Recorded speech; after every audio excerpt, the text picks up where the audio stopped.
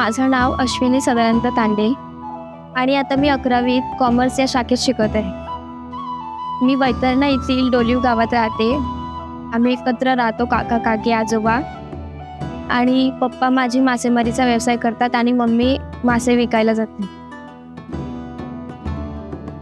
मला मॅथ्स आणि सायन्स जरा हार्ड जात होतं आणि जसं की गणितामध्ये सायन्सचे प्रॉब्लेम येतात, प्लस मायनस. जर मायनसचं प्लस झालं तर पूर्ण सम चुकू शकते ना, म्हणून असं येते. आणि सायन्सचाच प्रॉब्लेम होता खास म्हणजे मला. आणि मॅथ्स 2 जसं की भूमिती आकृत्या काढायला त्याच्यात प्रॉब्लेम होता.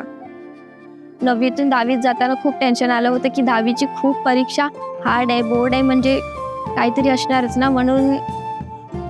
सो अश्विनी आपल्या प्रोग्रामसोबत इयत्ता 6वीपासून जोडलेली आहे आणि ती नियमित सत्र वगैरे अटेंड करते. तर त्यावेळेस तिने शेअर केलं की तिला गणित आणि विज्ञान विषय थोडंसं कठीण जातो किंवा ते समजण्यासाठी त्याची भीती वाटते. तर त्यानंतर मी तिच्यासोबत म्हणजे चर्चा केली की कशा पद्धतीने ती त्याच्यावर काम करू शकते.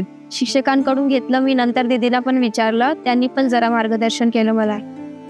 परीक्षेच्या तयारीसाठी दीदींनी आम्हाला खूप मोटिवेशन केलेलं आहे. त्याच्यासाठी हँडआउट आणि खूप माहिती दिलेली आहे आणि त्याप्रमाणे वागायला सांगितले, वेळापत्रक बनवायला सांगितले. वेळापत्रकाचा आत्ता आम्हाला खूप फायदा होतो, कारण वेळापत्रकाप्रमाणे चालल्याने आपलं टाईम मॅनेजमेंट होतं बरोबर.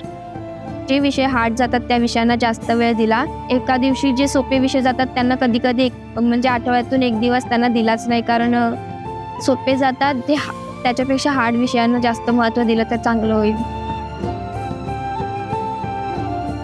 करिअरसाठी पण दीदीने आम्हाला एक पुस्तक दिलेलं, त्याच्यात प्रत्येक स्ट्रीम होती आणि त्यासाठी 10वी नंतर काय करू आणि तो जॉब मिळाल्यानंतर किती इन्कम असणार हे सगळं होतं त्याच्यात. आम्ही ते वाचलं आणि त्याच्यातून मी बँक मॅनेजमेंटचं निवडलं.